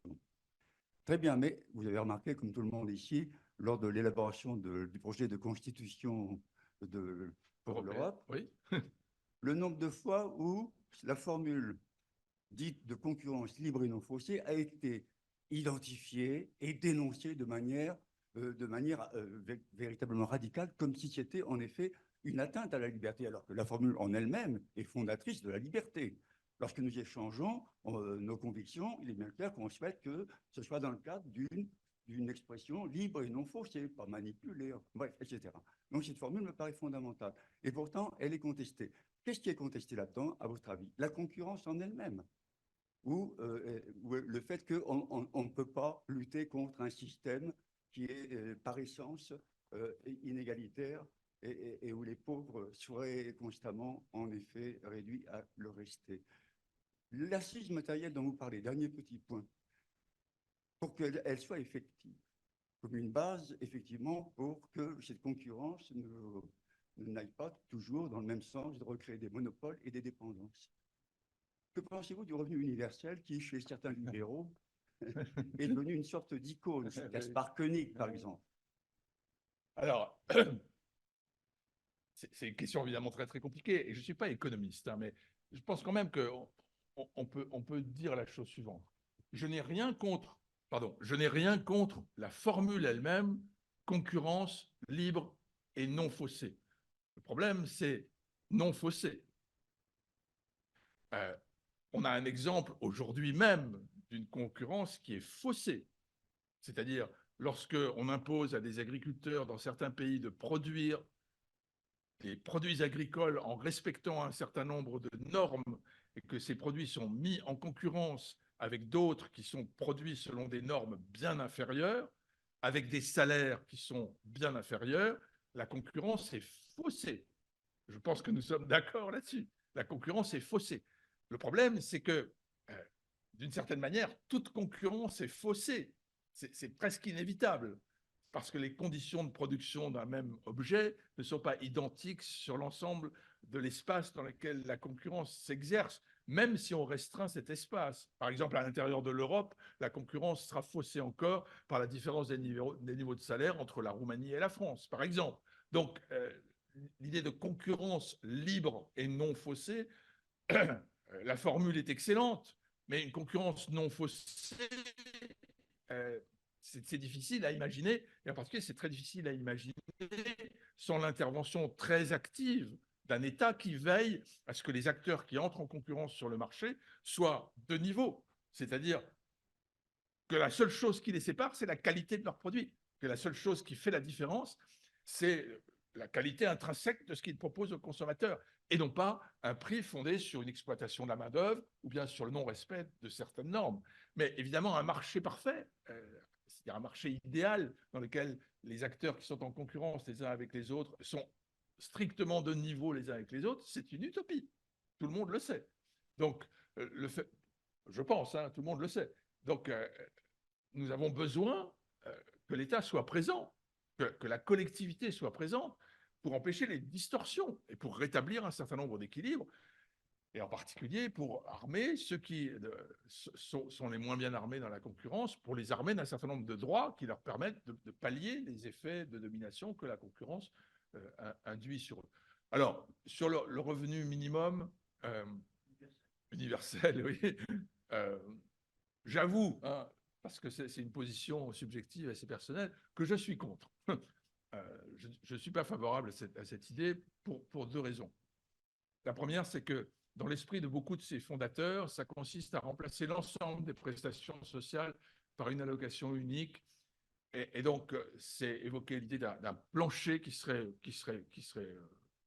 pour solde de tout compte, d'une certaine manière. Et ça ne me paraît pas une bonne idée, parce que ce à quoi nous devons penser dans une république, ce n'est pas à garantir à chacun la possibilité de manger, ce n'est pas l'objectif que nous pourrions poursuivre, c'est de garantir à chacun la possibilité de mener une existence qui soit relativement décente et donc relativement libre par rapport à des phénomènes de domination qui sont multiformes, qui ne sont pas seulement des dominations à l'intérieur de l'entreprise, mais qui sont aussi des dominations par une presse qui répand toujours les mêmes mensonges ou les mêmes histoires. C'est-à-dire ça suppose une liberté intellectuelle, Condorcet avait beaucoup insisté là-dessus, ça suppose un niveau de formation très élevé, ça suppose une école performante, ça suppose une presse libre et multiple, ce que nous n'avons pas aujourd'hui, ça suppose des moyens de communication qui sont divers et multiples. Bon, donc, ce n'est pas seulement des moyens matériels, mais nous ne voulons pas seulement assurer un minimum, certainement pas. Nous voulons assurer des conditions d'indépendance réelle à chacun des citoyens. Et la deuxième raison pour laquelle je crois que ce n'est pas une bonne idée, c'est que, je ne sais pas si vous partagez ça, mais je pense que le travail est une façon absolument indispensable de mener une existence humaine et que payer les gens à ne pas travailler n'est pas une bonne idée. C'est-à-dire la contribution, disons, la contrepartie des droits, c'est la contribution. Nous sommes une collectivité. Je suis absolument d'accord pour que les droits ne soient pas tous les mêmes, c'est-à-dire pour que ceux qui sont défavorisés bénéficient de droits positifs supplémentaires, mais tout le monde doit contribuer. Ça me semble incontournable. Mais il faudrait argumenter plus pour le dire, mais intuitivement, je dirais ça. Oui, bonsoir. Vous avez très bien montré dans votre exposé comment les évolutions technologiques et sociétales influent sur la nature des solutions qui doivent être mises en place pour protéger la République et l'autonomie de chacun. Le passage de l'agraire au prolétariat et à l'instant même le passage à la mondialisation. Ma question, dans un sens de prospective, et nous sommes aujourd'hui face à des évolutions technologiques majeures, comparables à celles de la révolution industrielle avec le numérique, l'intelligence artificielle. Est-ce qu'on peut essayer de se projeter et anticiper la nature des solutions qu'il va falloir mettre en place dans un avenir finalement assez proche pour continuer à protéger les principes républicains que vous avez expliqués? Oui, alors là, je m'avoue incapable de répondre à cette question parce que là, je connais trop mal justement les évolutions technologiques en cours aujourd'hui pour être capable d'anticiper même de très très loin les effets qu'elles pourraient avoir justement sur l'organisation sociale et en particulier sur la forme d'indépendance dont les individus pourront jouir dans une société qui sera dominée par des mécanismes qui sont en train de se mettre en place. Je vois bien, par exemple, c'est une expérience que nous avons tous, que le fait d'avoir à remplir un certain nombre de formalités administratives par l'intermédiaire de plateformes, d'informatique et autres, représente des formes de servitude, c'est-à-dire nous enferme dans un univers qui n'est pas extrêmement libérateur. Mais sur la première partie de votre question, je pense que c'est l'essentiel, c'est-à-dire c'est pour ça que dans le livre et dans le sous-titre du livre, j'ai parlé d'intégrisme républicain. Et je pense que ce qui est extrêmement menaçant aujourd'hui, c'est l'idée selon laquelle les solutions qui ont été trouvées à une époque, la Déclaration des droits de l'homme et ainsi de suite, pour instaurer une liberté réelle des individus, sont des dogmes intangibles. C'est-à-dire, nous ne pouvons pas les faire évoluer à mesure que cette société change. Et ce qui est surprenant, ce qui est étonnant à mes yeux, c'est que finalement, les effets de dépendance qui requièrent une réflexion sur les nouveaux instruments de dépendance, ces effets de dépendance sont la conséquence même de l'instauration des droits. Donc notre société évolue, elle instaure une égalité de droits. À l'intérieur de cette égalité de droits et sous l'impact de cette égalité de droits se produisent de nouvelles formes de dépendance, la prolétarisation, qui demande de nouvelles formes de production de l'indépendance, de production publique, de moyens publics de garantir l'indépendance des individus. Et je pense que ce phénomène ne s'arrêtera pas. Et ce que vous évoquez n'est qu'une nouvelle étape, justement, qui requiert de nous que nous ne soyons pas intégristes. C'est-à-dire qui requiert de nous que nous réfléchissions effectivement sur y a-t-il une adéquation entre le système de droit que nous conférons aux individus et le but que nous poursuivons, qui est d'instaurer une société dans laquelle les individus seraient relativement indépendants les uns des autres. Et on voit bien aujourd'hui qu'un certain nombre de gens voudraient revenir, par exemple, à, revenir à un régime qui est antérieur à celui où existaient les droits sociaux que j'évoquais tout à l'heure, sous prétexte que ce serait revenir à la pureté libérale, alors même que c'est une démarche criminelle, parce que ces moyens ne sont plus du tout adaptés. Ceux qui ont été inventés à la fin du XVIIIe siècle ne sont plus du tout adaptés pour produire une société républicaine dans les conditions qui sont celles d'aujourd'hui. L'exemple des esclaves américains libérés est patent, c'est-à-dire on leur conférer l'égalité des droits, mais ça n'a aucun effet. Ça n'a aucun effet sur leur libération réelle. Et on voit bien qu'aujourd'hui, sans des droits sociaux, la liberté d'un certain nombre d'individus dans notre société s'effondrerait complètement, parce qu'ils sont étayés par ça. Leur liberté est menacée, mais leur indépendance est menacée, mais ils sont quand même étayés par un système social qui leur permet de mener une existence qui est très loin d'être une existence indépendante et libre, mais qui au moins leur fournit un certain nombre de conditions d'existence décentes. Ça pose des problèmes énormes, c'est-à-dire que il faut remettre en cause un certain nombre de principes issus du libéralisme. Je vous donne juste un exemple qui est classique, mais jusqu'à la fin du XIXe siècle, par exemple, l'individualisme libéral pensait de la façon suivante à l'intérieur de l'entreprise. Vous entrez dans une entreprise, vous restez un individu. Vous négociez individuellement vos conditions de travail avec votre patron, vous ne vous coalisez pas, c'est interdit. Et puis, la deuxième chose, c'est que vous restez un individu responsable. Vous êtes un individu isolé. Donc, si vous causez un accident, vous blessez un de vos collègues de travail, c'est votre faute. C'est votre faute. Les accidents du travail, soit vous vous blessez vous-même, et c'est votre responsabilité, soit vous blessez quelqu'un d'autre, c'est votre responsabilité. C'est l'application à l'intérieur de l'entreprise du droit normal qui existe à propos des individus dans une société fondée sur l'égalité des droits. Chacun assume les conséquences de ses négligences et de ses actes. C'est le principe de responsabilité individuelle illimitée. Jusqu'à ce que quelqu'un découvre, sous l'impact de recherches statistiques assez intéressantes, que 80% des accidents du travail, en 1895, 80% des accidents du travail se produisent dans la dernière heure de la journée.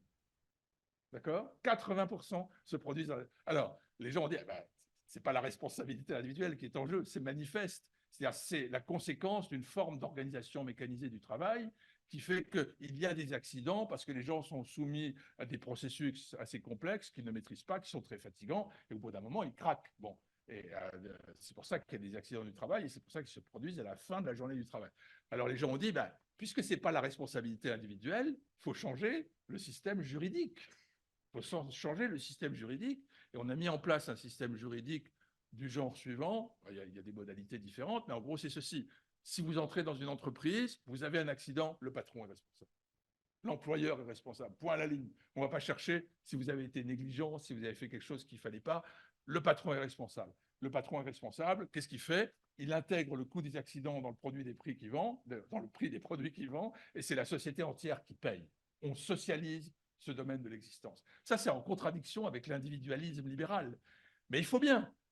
C'est inévitable, parce que nos existences sont interconnectées, et on le voit bien dans le phénomène des accidents du travail. Donc ça, c'est un phénomène très, très intéressant, qui prouve bien qu'on doit évoluer. On ne peut pas conserver un individualisme, par exemple, juridique intégral. Vous ne pouvez pas fonctionner dans une société où il y a des grandes industries. En particulier, vous ne pouvez pas fonctionner sur le principe illimité de la responsabilité individuelle et du droit de la négligence et du tort. Vous ne pouvez pas, pas possible, parce que ça aurait des effets tellement délétères pour ceux qui sont victimes d'accidents, qui pourraient être handicapés à vie, perdre un membre, et ainsi de suite, et ne pourraient plus subsister, et seraient obligés en particulier de payer des indemnités formidables à leurs collègues de travail s'ils les ont blessés. Donc ça, ce n'est pas possible. Et c'était sain de faire ça. Et aujourd'hui, personne ne le contesterait, je pense. Encore qu'on veuille revenir au principe de l'assurance individuelle dans beaucoup de domaines, on peut discuter. Bonjour, c'est moi. Ah, pardon. Vous êtes au GREP aujourd'hui avec un auditoire qui a un certain âge. Voilà. Ma question est, est-ce que quasiment le même type de présentation, de propos, de méthode de présentation, vous le faites avec des auditoires beaucoup plus jeunes et facilement, enfin, est-ce que ça vous arrive souvent? Et quand ces auditoires sont jeunes, est-ce que vous pouvez nous rapporter, par exemple, quelques-unes de leurs interrogations principales ou postures euh, indéboulonnables ou quelque chose comme ça. Voilà. Donc, faire un lien, si vous voulez, entre nous, qui avons tous bon, un certain âge, mais il y a quelques jeunes ici, Moi il aussi. faudra qu'ils prennent la parole, faire le lien avec voilà, un monde duquel on est coupé, là, aujourd'hui, en tout cas. Voilà, merci. Oui, oui, merci, merci pour cette question très intéressante. Puis moi, elle m'intrigue beaucoup, hein, mais je vais dire une chose. J'ai- même si c'est pas très correct, mais j'ai certainement, dans l'expérience personnelle que j'ai plus de facilité à convaincre et à obtenir l'adhésion d'un auditoire plus âgé que celle d'un auditoire plus jeune. Je dois le dire. Je dois le dire. C'est un fait. C'est plus difficile de convaincre des jeunes gens aujourd'hui que ce propos est indispensable, ce que je pense, hein. Et qu'on doit regarder l'avenir avec des idées de ce genre, c'est-à-dire on doit vouloir une diminution drastique des injustices qui règnent dans notre société, ne pas se laisser entraîner par des sirènes qui nous disent oui, c'est pire ailleurs, c'est beaucoup moins bien dans d'autres sociétés. Ce n'est pas une raison, hein. Au contraire, on voit bien qu'il y a une certaine dégradation sous le rapport de la justice qui règne dans cette société, sous le rapport de l'égalité, sous le rapport de l'éducation aussi, de l'accès au savoir, à la culture, qui me semblent des choses très, très importantes. Et donc, à mon avis, aujourd'hui, la réalité se dégrade, c'est-à-dire peut-être aussi sous l'impact de la multiplication des outils informatiques qui font que les jeunes gens sont beaucoup pénétrés de ça. Donc ça me semble absolument indispensable. Et ça me semble indispensable aussi de tenir ce discours à des étudiants. Je l'ai fait pendant des années. Moi, maintenant, je suis à la retraite, mais je l'ai fait pendant très longtemps, avec oui, une certaine adhésion, mais une adhésion au moins convaincue que celle qu'on peut recueillir chez des gens qui ont plus d'expérience et qui peut-être aussi ont vécu à une période où les problèmes, comment dire, d'injustice, d'inégalité, de racisme étaient peut-être un tout petit peu moins prégnants qu'ils ne le sont aujourd'hui et qui regardent en arrière en se disant qu'est-ce qui se passe, quoi, on régresse. La République va en marche, mais elle va en marche arrière, si j'ose dire. Donc, se demande ce qui se passe. Alors, concernant l'état d'esprit de la jeunesse, moi je ne connais que la jeunesse étudiante, je la connais un peu. Je pense qu'il y a une chose qui les préoccupe énormément, c'est l'injustice qui résulte du changement climatique. C'est-à-dire le fait que les individus, les peuples, soient inégalement exposés. Ça les préoccupe énormément. C'est-à-dire que pour eux, c'est la forme sous laquelle l'injustice apparaît aujourd'hui, pour de multiples raisons. Donc ils sont sensibles à l'injustice, en tout cas, sous ce rapport. Ça, c'est clair. Euh, Lorsque on leur dit oui, mais vous savez, cette injustice climatique, elle n'est que le produit d'un mode de développement économique et politique qui comporte bien d'autres injustices sociales, ils comprennent. Et ils font le lien entre justice climatique et justice sociale, et ils voient bien que seule une société qui répartira de façon très très différente les richesses qu'elle produit sera capable de, comment dire, d'affronter la crise climatique avec des outils un peu moins erronés que ceux qu'on tente ou fait semblant de mettre en œuvre aujourd'hui. Voilà ce qui se passe. Mais je crois que la jeunesse est aussi, comment dire, c'est difficile pour moi de parler de ça, parce que c'est plutôt à eux de le dire, mais la jeunesse, elle subit plusieurs choses. Euh, Comment dire, nous, on a vécu, vous et moi, à une époque où le système, disons, capitaliste, pour dire les choses clairement, avait un concurrent. Un concurrent qui faisait pression, bien ou mal, mais qui faisait pression et qui empêchait, qui a forcé un certain nombre de, comment dire, de, de grands personnages à l'intérieur de l'économie capitaliste à faire des concessions, à lâcher du lest pour ne pas provoquer une opposition frontale. Ça a joué un énorme rôle. Aujourd'hui, ce frein ne joue plus, car le système communiste, c'est un repoussoir absolu, personne n'en veut, on le sait très bien, donc ça joue comme un repoussoir absolu. Et ça, je pense que c'est une dimension générationnelle très importante. Je pense que ça joue un rôle considérable. L'époque n'est plus du tout la même, bon, par rapport à ce qui était le cas dans les années 50, 60, 70 même. Ça me semble clair. L'autre chose, je parlais un petit peu avec M. Verfailly tout à l'heure, l'autre chose, c'est que je pense que, et je l'ai dit un tout petit peu au début, je pense que, comment dire, le conservatisme a mené une offensive idéale dans les idées qui a été considérable et qui a pénétré dans les esprits de façon très, très profonde. Par exemple, je pense que la notion sur laquelle la propriété est un droit imprescriptible, sacré, c'est-à-dire que vous ne pouvez pas, par exemple, par voie fiscale, confisquer la richesse produite par certains pour la redistribuer à d'autres, est une idée qui est profondément inscrite dans beaucoup d'esprits, alors qu'elle est fausse, car personne ne produit une richesse indépendamment de la collaboration sociale. Ça me semble évident. Hein. Il y avait un magnat aux États-Unis qui s'appelait Vanderbilt. Il n'arrêtait pas de dire « Ouais, moi je suis riche, je vous emmerde, parce que ma richesse, c'est moi qui l'ai créée. » Et quelqu'un un jour a levé le doigt et il dit « Oui, mais supposez que vous soyez né parmi les Hottentots du Cap. Est-ce que vous seriez aussi riche que vous l'êtes aujourd'hui ?» Évidemment pas. Bon, donc il mettait le doigt sur l'idée qu'il n'y a pas de contribution personnelle qui soit évaluable. Toute richesse est produite par une collaboration sociale, en sorte que tous les membres de la société sont à droit égal, d'une certaine façon, en droit d'accéder à une part de la richesse sociale qui est produite. Ça me semble évident. Ça ne veut pas dire qu'il faut la répartir également, parce que plus on la répartit également, plus le gâteau diminue en taille. Ça, on le sait aussi.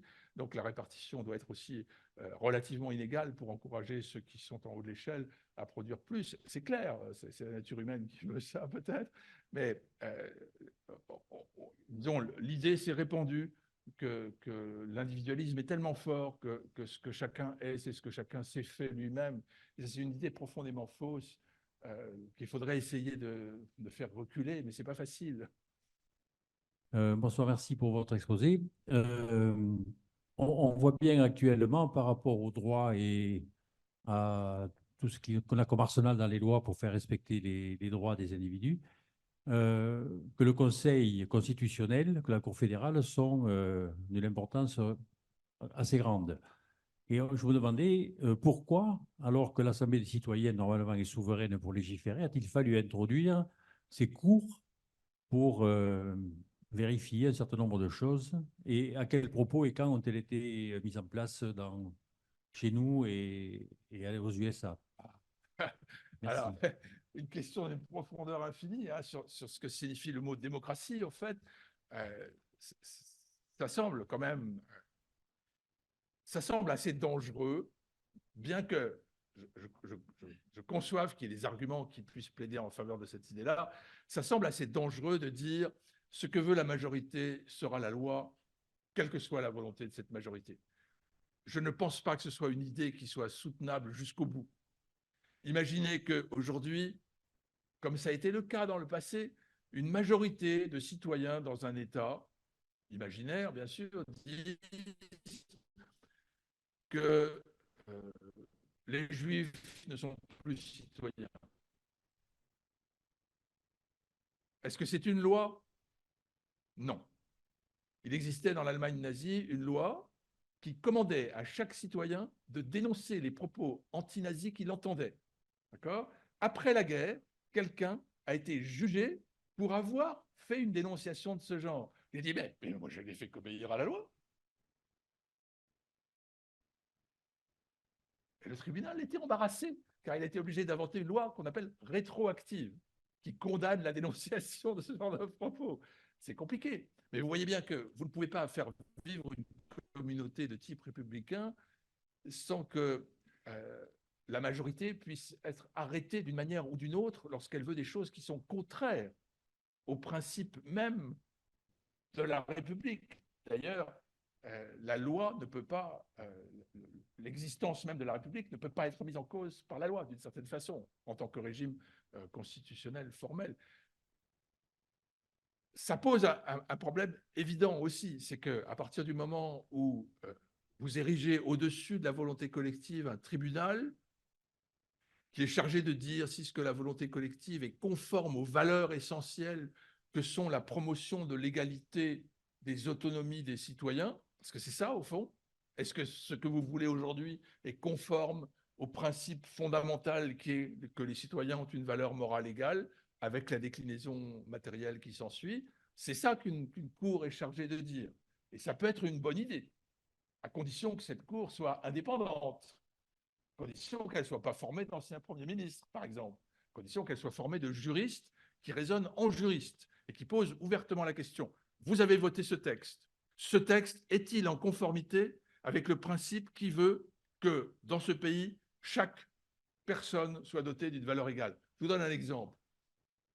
Jusque dans les années 70 aux États-Unis, lorsque vous étiez propriétaire d'un bien immobilier et que vous souhaitiez le vendre, vous pouviez inscrire dans le contrat de vente la clause suivante. L'acheteur s'engage à ne pas revendre à un noir. D'accord? L'acheteur s'engage pour préserver le caractère blanc du quartier. On comprend bien, d'accord? Alors, le législateur est intervenu pour dire, à partir d'aujourd'hui, ces clauses sont illégales. Alors évidemment, les propriétaires d'appartements sont allés voir le juge et lui ont dit, dites-nous si cette mesure que le législateur vient de prendre est conforme à la Constitution des États-Unis.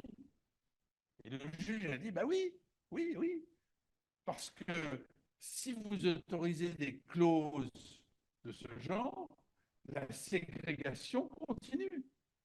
Or, nous voulons la fin de la ségrégation. Pourquoi? C'est un obstacle à l'égalité de valeur de l'ensemble des citoyens. Ça se discute, car en 1896, par exemple, lorsque la Cour suprême a été consultée sur la question suivante, est-ce que la ségrégation scolaire est compatible avec l'égalité de valeur de l'ensemble des citoyens? Les juges ont dit, ah ben oui, c'est tout à fait compatible. Et ils ont dit, séparés, mais égaux. Aujourd'hui, on comprend bien que séparer les gens par la race, c'est un facteur d'inégalisation. En 1896, les juges ne le comprenaient pas ou ne voulaient pas le comprendre, comme vous voulez, d'accord? Donc, avoir une cour constitutionnelle, ce n'est pas une garantie ultime, mais ça peut être un très bon élément de discussion sur la question qui nous intéresse. Parce que dans une cour constitutionnelle, la question est posée. Cette mesure est-elle, oui ou non, compatible avec nos principes fondamentaux d'égalité de valeur entre l'ensemble des citoyens? Le problème du Conseil constitutionnel français, c'est qu'il ne motive pas ses décisions et que ses membres ne sont pas des juristes. Donc, ça ne sert pas à grand-chose. En plus, il y a eu un livre récemment de Laurence Fontaine, Laurelette Fontaine, pardon, sur le Conseil constitutionnel qui dénonce ces errements, le fait que ce soit une prébande. Enfin, c'est une autre question. Justement, monsieur, ici, pardon. ici, vous parlez du Conseil constitutionnel. Donc, je vais vous interroger sur le rapport qu'a le citoyen lambda français sur la Constitution. Parce que j'ai constaté qu'à chaque fois qu'un gouvernant utilise un article de la Constitution, il est considéré comme quelqu'un qui ne fait pas appel au peuple. Donc, je ne vais pas citer le 49.3. Sur la loi récente, par exemple, récemment, le président du Conseil constitutionnel, Laurent Fabius, a invoqué un certain article et je m'aperçois que je voudrais votre avis sur pourquoi notre peuple, notre nation pratique une sorte de désamour envers la Constitution. Vous avez rappelé par exemple la Déclaration des droits de l'homme de 89. Il y a eu 46, il y a eu la Constitution de 58. On appelle ça le bloc de constitutionnalité. Et je ne comprends pas justement qu'on ne soit pas attaché, que nous ne soyons pas des patriotes constitutionnalistes comme le sont parfois les Allemands. Et je voudrais ajouter quelque chose. J'ai entendu récemment un très grand leader de la droite française qui disait, après la décision du Conseil constitutionnel, le président avait pratiqué un coup d'État de droit. Alors je me demande, et je fais appel à je parle de Laurent Wauquiez, mais pour ne pas le nommer, qui a été, j'allais dire, un normalien sorti de l'école dont vous sortez, qui a été major de la grève d'histoire, qui a été major de la grève d'histoire quand il a passé, et qui a peut-être oublié ce qu'était la Constitution française. Alors, si ces normaliens éminents oublient la Constitution, on ne peut pas trop en vouloir aux citoyens lambda qui semblent l'ignorer. Il y a beaucoup de questions très différentes dans ce que vous dites. Je pense que, pour préciser les choses, la récente décision du Conseil constitutionnel n'est pas une décision sur le fond, car la plupart des articles qui ont été repoussés, exclus de la loi, c'est-à-dire déclarés inconstitutionnels, sont des articles qui ont été écartés en raison de questions de procédure. C'est-à-dire, le Conseil constitutionnel dit que ces articles n'ont pas leur place dans une loi qui régit l'immigration. Donc le Conseil constitutionnel ne se prononce pas sur le fond, il ne se prononce pas sur la question de savoir si les mesures en question sont ou non compatibles avec les valeurs constitutionnelles qu'il est censé défendre. Donc là, on est sur un terrain très différent, et c'est une question de procédure, pas une question de fond. Alors sur l'autre aspect, comment dire, oui, je crois que disons les choses de la façon suivante. Dans chaque peuple, y compris en France, il y a sans doute un certain nombre de gens qui pensent que les valeurs d'égalité, c'est-à-dire les valeurs que j'évoquais en évoquant l'idée que les individus ont une même valeur morale, que les valeurs d'égalité sont un frein à leurs propres ambitions ou à leurs propres préférences. J'évoquais tout à l'heure les suprématistes blancs dans la première moitié du XIXe siècle qui estimaient que la capacité à dominer est une liberté. Et donc se manifeste dans certains peuples l'idée, si on veut, que les droits fondamentaux conférés de manière égale à tous au prétexte ou au motif de l'égalité de valeur morale sont des freins à la volonté collective, ou plus exactement sont des freins à leur propre domination sur certaines minorités à qui ces droits sont conférés, si vous voyez ce que je veux dire. D'accord ?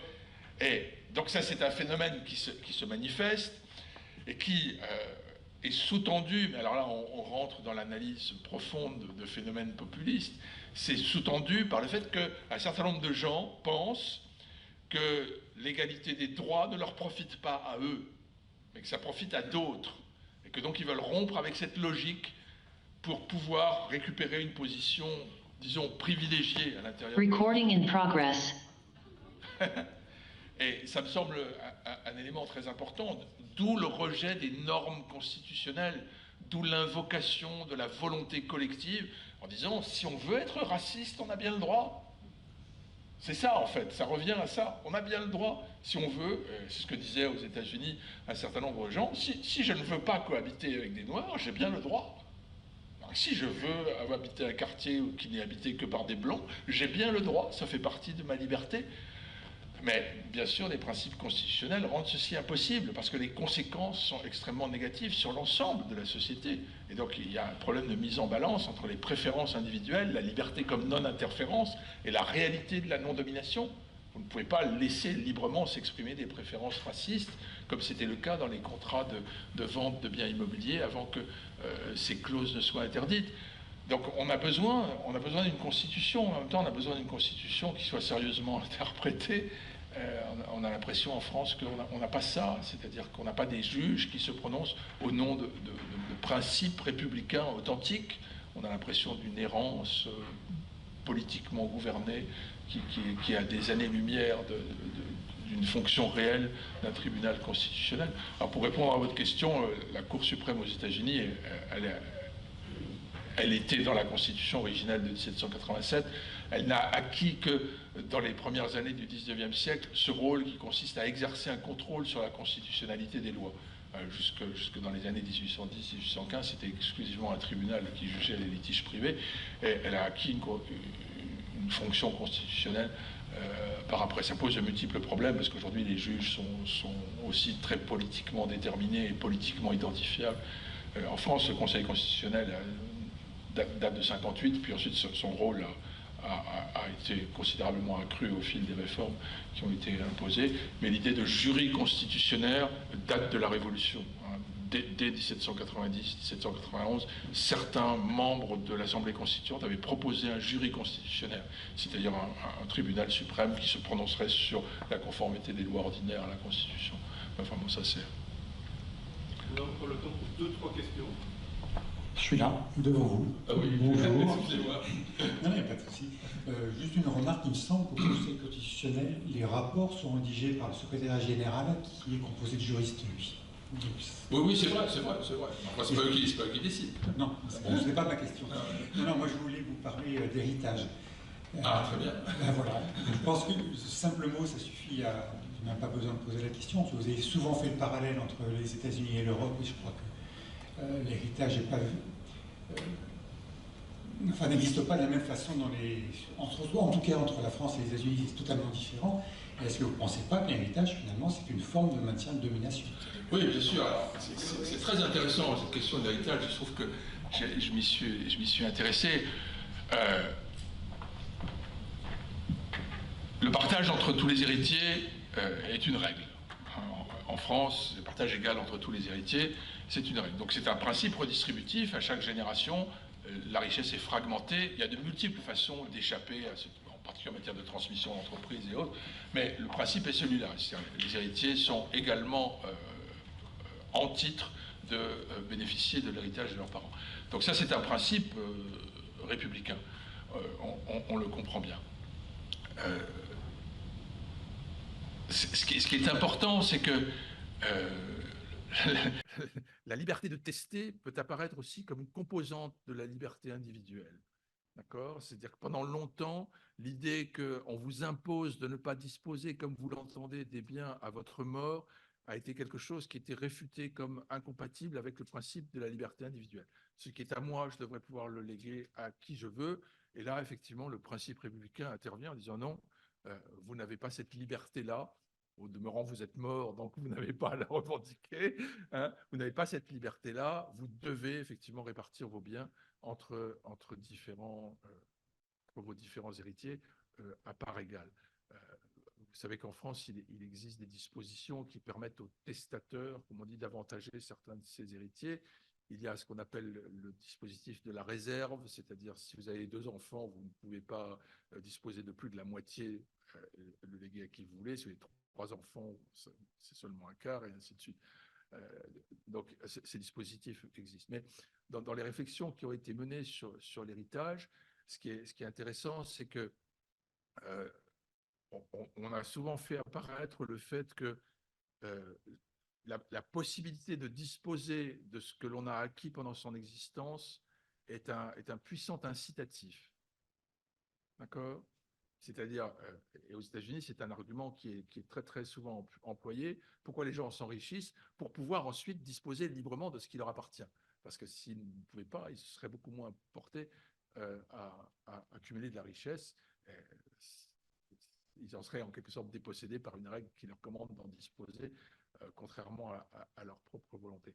Et il y a eu beaucoup de réflexions sur par exemple, le fait que vous pouvez disposer librement de ce que vous avez vous-même acquis pendant le courant de votre vie. Ça a été des réflexions, en particulier par un penseur italien qui s'appelle Rignano, qui est très intéressant. Vous pouvez disposer librement de ce que vous avez vous-même gagné. Vous le transmettez à votre fils.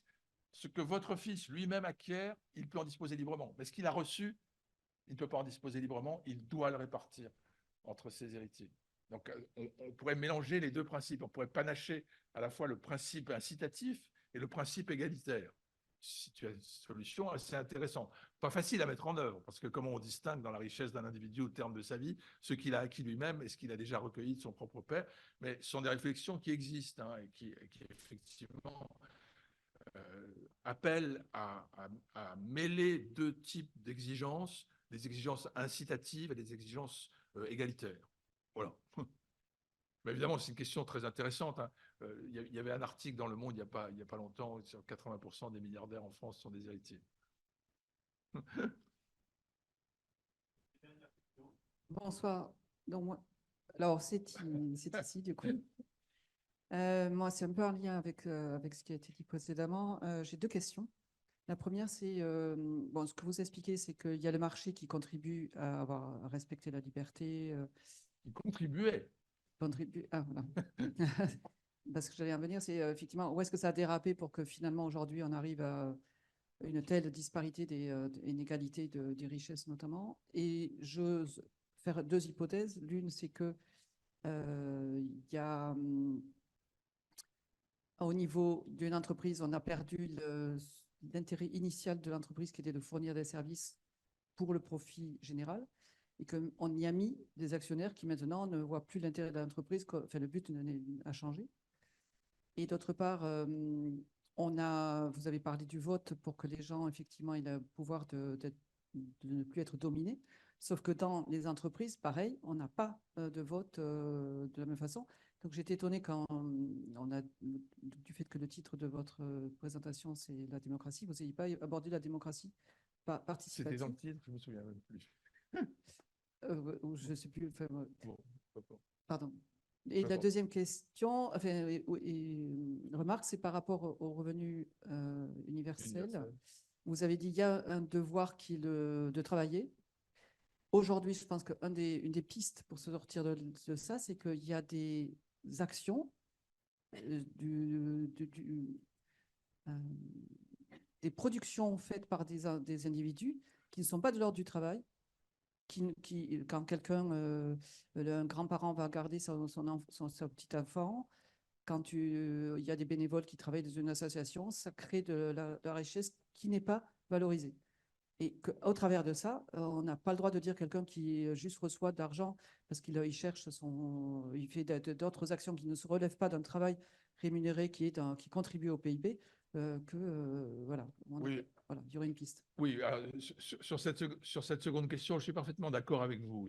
Mais quand la question du revenu universel de base a été discutée, il y a un célèbre philosophe belge qui s'appelle Philippe Van Parijs qui a écrit un article retentissant Must we feed the surfers? Est-ce que nous devons nourrir les surfeurs?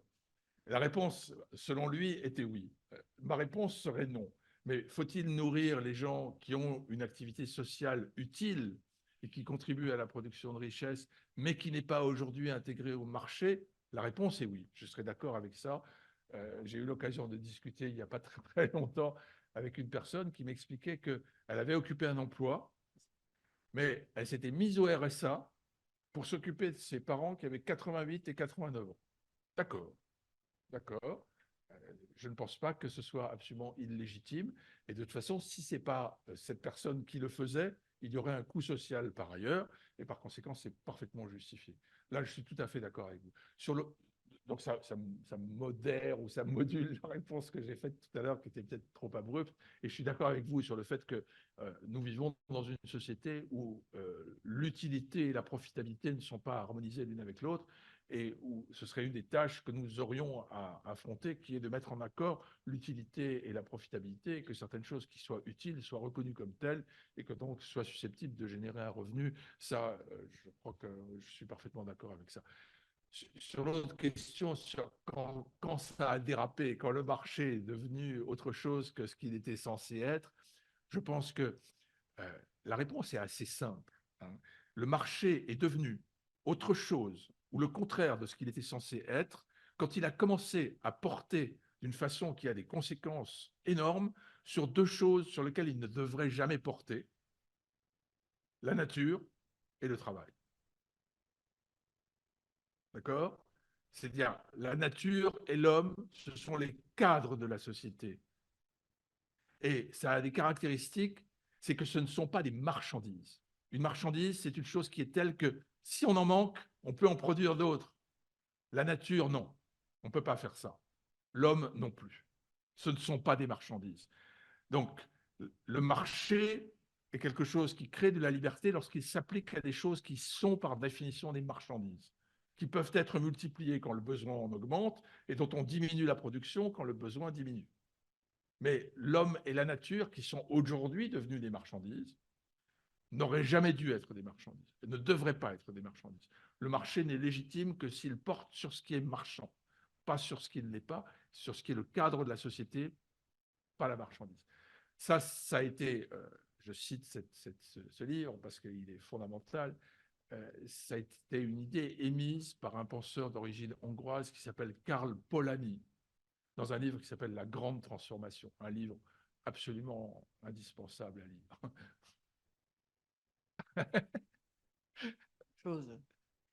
J'aurais aimé que vous nous rappeliez succinctement qu'est-ce qu'un système féodal, hein, qui est donc le stade d'où part votre conférence. Hein, ça. Et deuxièmement, dans la lutte des travailleurs, etc., il y a cette notion d'un côté, démocratie politique qui est, et de l'autre côté, une démocratie sociale qui donne l'autorisation, hein, dans un rapport de force, de lutter contre les lois. De lutter contre les lois. C'est-à-dire, on n'est pas d'accord avec une loi qui a été votée, on va se battre, et c'est bien si on est nombreux, donc c'est un rapport de force, et on appelle ça la démocratie sociale. Voilà. Oui, d'accord. Une dernière petite chose.